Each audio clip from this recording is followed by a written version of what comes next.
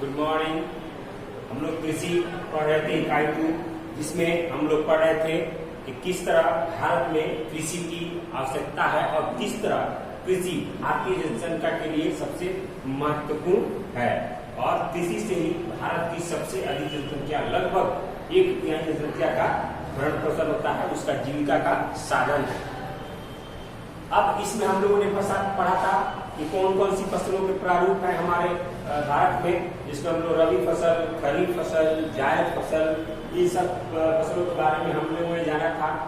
अब इसमें है मुख्य फसलें, भारत की मुख्य फसलें। भारत में कौन कौन सी मुख्य फसलें हैं जो उगाई जाती हैं और जिससे किसानों या हमारे गरीबों का या हमारे लोगों का भोजन मिलता है, भोजन प्राप्त होता है। इन फसलों के बारे में हम आज जानेंगे।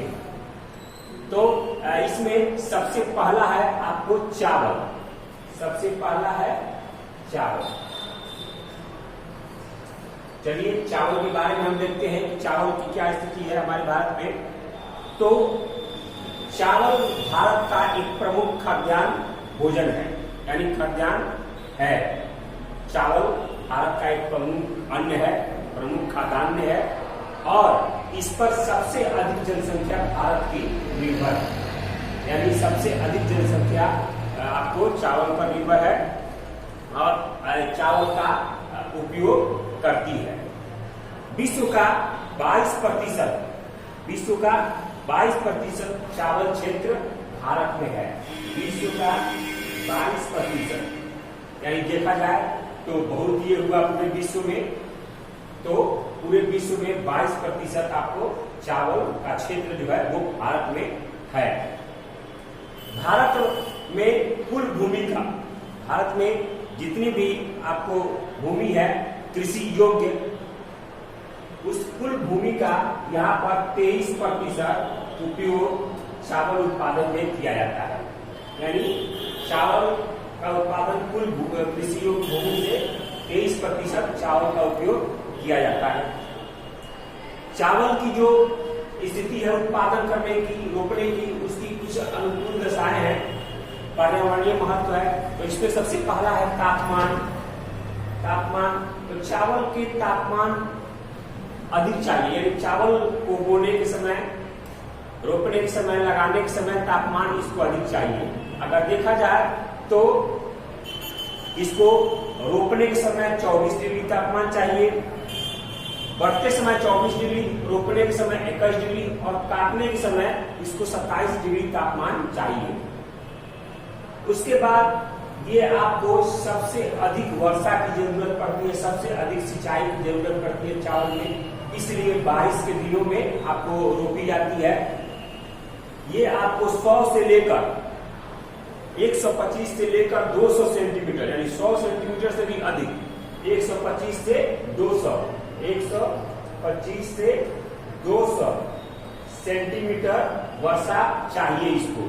अगर जिस क्षेत्र में उतनी बारिश की संभावना नहीं है, उतनी बारिश नहीं होती है, तो उस क्षेत्र में सिंचाई कर वहां चावल का उत्पादन किया जाता है, यानी सिंचाई की सुविधा उपलब्ध कराकर सिंचाई करके वहां पर चावल की उपलब्धता बनाती है और चावल का वहां उत्पादन किया जाता है। अब हो गया मिट्टी। तो इसके लिए आपको दोमट मिट्टी चाहिए, जिसमें कि पौधे की जड़ें ज्यादा मजबूत हो और वो ज्यादा विकास कर सके।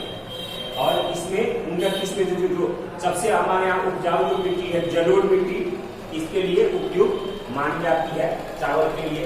तो मिट्टी भी हमको दोमट मिट्टी चाहिए, जलोढ़ मिट्टी चाहिए, जिसमें इस फसल का आपको अत्यधिक विकास हो सके। उसके बाद है श्रम, यानी परिश्रमिक।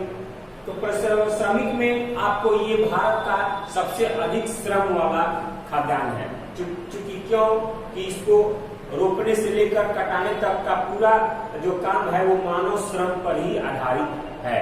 और भारत के सबसे सस्ते श्रमिक इसके लिए आपको उपलब्ध होते हैं। भारत में सबसे सस्ते श्रमिक पाए जाते हैं और ये आपको इसके लिए उपलब्ध होते हैं। तो धान की बुआई काफी होती है। भारत में अधिकांश जो धान है, चावल है, वो आपको डेल्टाई क्षेत्र में उत्पादन किया जाता है, जो चावल जलोढ़ मिट्टी में होता है।